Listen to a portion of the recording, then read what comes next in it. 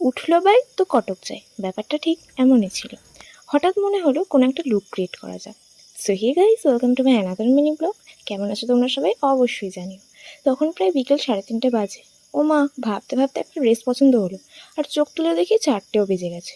অনেকটা দেরি হয়ে গেছে, তাই মেকআপের অনেকটাই তোমাদের সাথে আজকে আর শেয়ার করতে পারলাম না, স্কিপ করে গেলাম। কারণ পুরো মেকআপটা শেয়ার করতে গেলে আজ আর মেকআপ কমপ্লিট হতো না, কাল বিকেল হয়ে যেত। হি হি হি।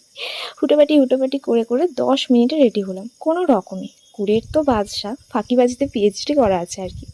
তবুও কেমন লাগছে এই লুকটা অবশ্যই তোমরা কমেন্টে জানিও।